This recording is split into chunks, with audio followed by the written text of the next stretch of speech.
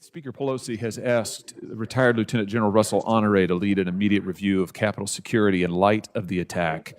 The general has said that the leadership of the Capitol Police, that'd be you, Mr. Sund, and both of you, gentlemen, the House and Senate Sergeants at Arms, he's criticized you for, and I'm quoting now, the appearance of complicity during the attack, and also said that you were potentially undertook complicit actions. Those are his words during the attack. Mr. Sund, were you complicit in this attack on January 6th? Mr. Sund, if I could just return to the question about the National Guard activation. I'm a little bit confused about the timeline here, and I want to ask you and Mr. Irving some questions just so I can get this clear in my own head. I'm looking at your written testimony. You testified that you spoke with Mr. Irving at 1:09, actually both of the Sergeants at Arms, at 1:09 p.m. Now, I understand there's a little bit of dispute about the timeline here, but you do say that Mr. Irving advised you that he needed to run it, namely the request for the National Guard, he needed to run it up the chain of command. Have I got that right? That is correct, sir. Okay, Mr. Irving, could I just ask you, when Mr. Sund says that you told him you needed to run it up the chain of command, to whom were you referring there? Senator, I do not recall a phone call at 1:09 when I was on the floor of the House during the Electoral College session. My phone records do not reflect a telephone call at that time. And had I received a call at that time, I had everyone with me. I had Mr. Stenger, leadership. We would have approved it immediately. So I have no recollection of that call, and neither do I have a record of it. You say, I think, that you spoke with Mr. Sund later at approximately 1:30. Is that right?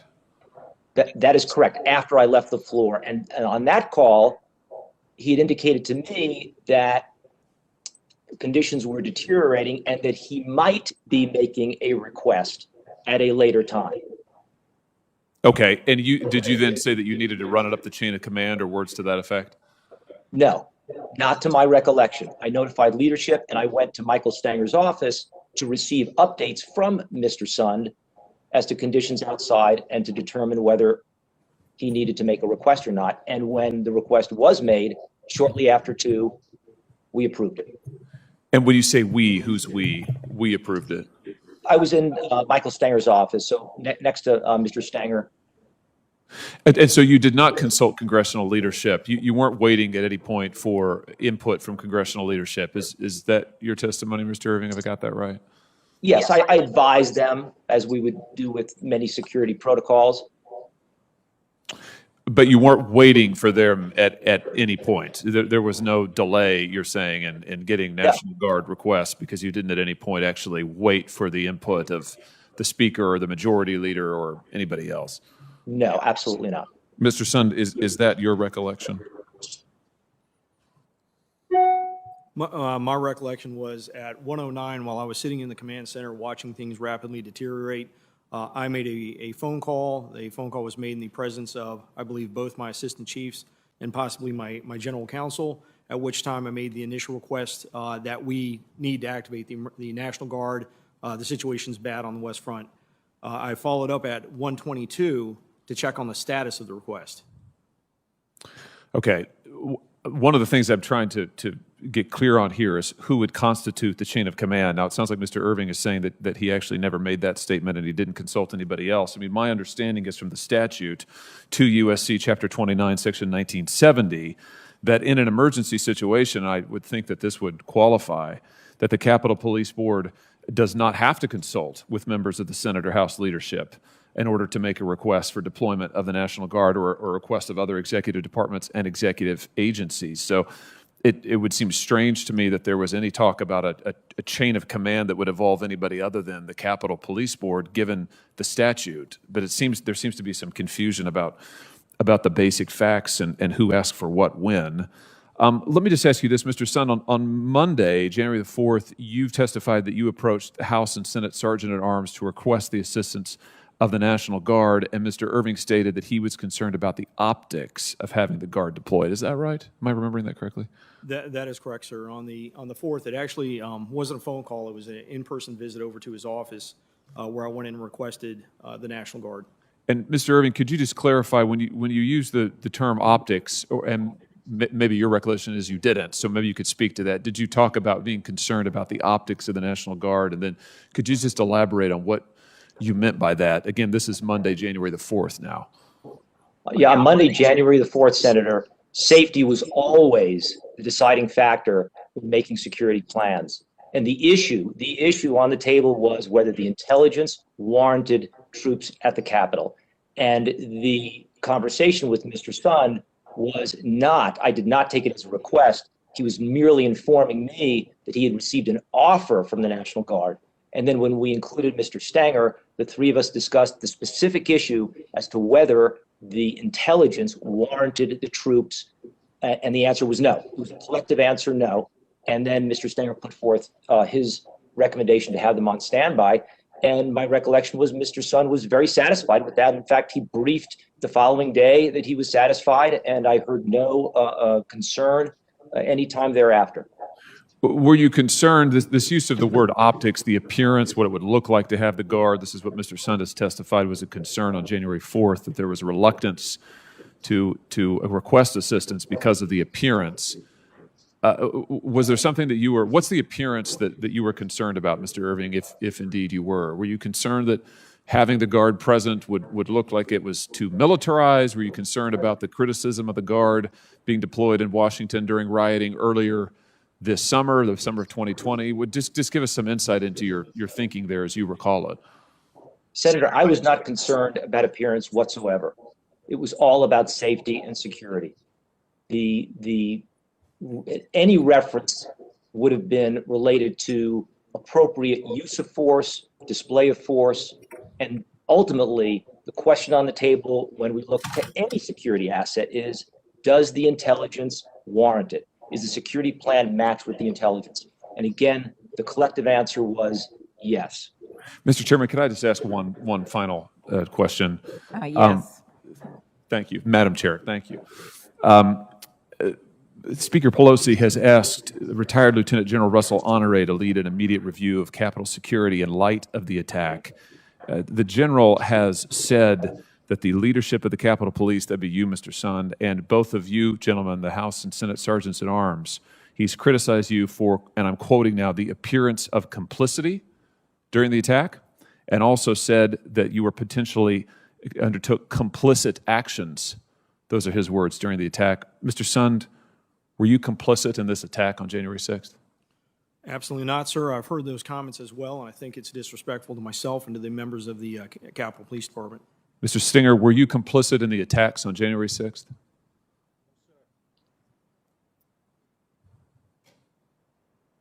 Mr. Stinger, were you complicit in the attacks on January 6th? He's asking you. Sure. Mr. Irving, were you complicit in the attacks on January 6th? Absolutely not, Senator. Yeah, of course none of you were. There's absolutely no evidence to that effect. And Mr. Sun, I think your comments are appropriately taken to allege that any of you, were complicit in this violent mob attack on this building, I think is not only extremely disrespectful, it's really quite shocking. And this person has no business leading any security review related to the events of January 6th. Thank you for your indulgence, Madam Chair. And I briefed all of the leadership of the plans to get them back into chambers. That would have been call number 3 with Speaker Pelosi. So you didn't have one call, you didn't have 2 calls, you had 3 calls. So Speaker Pelosi's comments that she didn't speak to you are inaccurate. That is correct, sir. Today we're here to discuss the security failures that occurred on January 6, 2021, and how we can prevent these failures from occurring again. I want to dive into the questions, Chief Sun. In your transcribed interview, you mentioned that you met with the House Sergeant at Arms regarding the National Guard prior to January 6th. Is that correct? Yes, sir. And who was the House Sergeant at Arms leading up to and on January 6th? That would be Paul Irving. And the House Sergeant at Arms is appointed by who? It was appointed at that time by Speaker Pelosi. And in your transcribed interview, you mentioned that when you first brought up the National Guard to the House Sergeant at Arms in the days leading up to January 6th, that Mr. Irving said he, quote, didn't like the optics, end quote. Is that correct? That is correct. He referenced being concerned for optics. And on January 6th, when you went to Mr. Irving to get his approval to call in the guard, Mr. Irving said he would, quote, run it up the chain. Is that correct? Yes, sir. That was a telephone call. I didn't see him in person when I first made that request. The House Sergeant at Arms is considered probably the most senior security official on the House side. When Mr. Irving says he has to, quote, run it up the chain, end quote, what did that mean? I took that to mean his leadership chain. In who would be his leadership chain?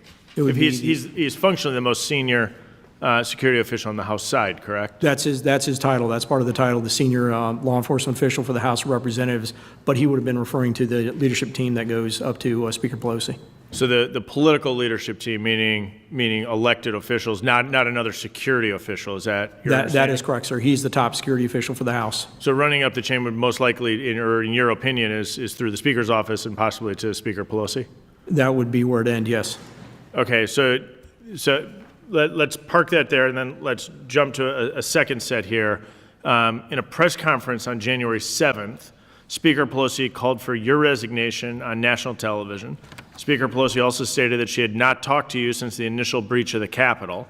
But according to your transcribed interview, you were on the phone with Speaker Pelosi a few times. Can you explain that discrepancy? Yeah, that is correct. I spoke to Speaker Pelosi 3 times that evening, and she went on national TV and said I'd never spoken to her, but I spoke to her 3 times. The three times were the first time when I went over to brief Vice President Pence at the secure location. I had called House Sergeant at Arms Irving, told him I was going over to brief the Vice President. I was also going over to do a personal assessment of the Capitol. At that point, things were getting under control. Went over there, briefed him on when we can get them back into chambers with Mr. Irving being fully aware. He said he wanted to get Speaker Pelosi on the phone. He made a phone call from his cell phone at approximately 5:34, where I first briefed Speaker Pelosi. The second call was when I left that location. As I was walking away, I met up with Mr. Stenger, and we started walking over to the Senate to go brief the Senate. When Jennifer Hemingway, I believe it was Jennifer Hemingway, handed me the cell phone, and it was Emily Barrett's cell phone calling her, and it was Speaker Pelosi on the other line. This is my second call with Speaker Pelosi, questioning the information I'd given to Vice President Pence about when we can get back into chambers. I assured her that information was correct. I could get them back into chambers by 7 p.m., and the call ended. That was call number 2.